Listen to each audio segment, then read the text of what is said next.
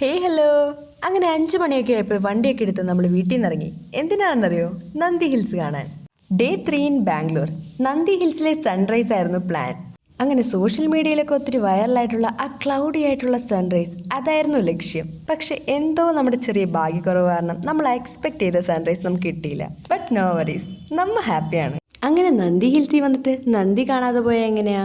അങ്ങനെ നേരെ പോയി നമ്മൾ നന്ദിയൊക്കെ കണ്ട് കൂടെയുള്ള ഫ്രണ്ട്സ് അതിൻ്റെ ചെവി പോയി എന്തൊക്കെയോ സ്വകാര്യങ്ങളൊക്കെ പറയുന്നുണ്ടായിരുന്നു. അങ്ങനെ നമ്മൾ ആ പ്രകൃതി ഭംഗിയൊക്കെ ആസ്വദിച്ച് നടന്ന് കുറച്ച് ഫോട്ടോസൊക്കെ എടുത്ത് ഒരു പാട്ടൊക്കെ ഇട്ട് ആ വൈബ് പിടിച്ചങ്ങ് നടന്നു. കുറച്ച് മുന്നോട്ടെത്തിയപ്പോഴത്തേനും ഈ കവികളൊക്കെ പറയുന്ന പോലെ പച്ചപ്പ് വിരിച്ച പർവ്വതാനി, അതേപോലെ ചുറ്റിനും മഞ്ഞ പൂക്കൾ വിരിഞ്ഞ പർവ്വതാനി. പിന്നെ എവിടെ പോയാലും ഫോട്ടോസ് മുക്കിയാണല്ലോ. അങ്ങനെ പൂ പറിച്ചും പിടിച്ചും പൂവിന്റെ ഫ്രണ്ടിലും ബാക്കിലൊക്കെ നിന്ന് ഒരേ പോസിങ്. നന്ദി ഹിൽസിലെ സൺറൈസ് മാത്രം കേട്ട് പരിചയമുള്ള എന്നെ അവിടുത്തെ കാഴ്ചകൾ വളരെ അത്ഭുതപ്പെടുത്തി.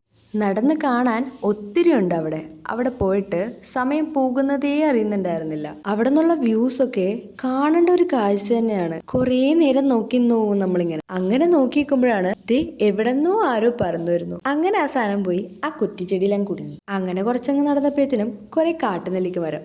അപ്പൊ പിന്നെ ക്യൂരിയോസിറ്റി ആയി കാട്ടുനെല്ലിക്കയുടെ രുചി അറിയാൻ. ആദ്യം കുറെ കല്ലും കമ്പൊക്കെ എടുത്തത് നോക്കി. ഒരു രക്ഷയില്ല.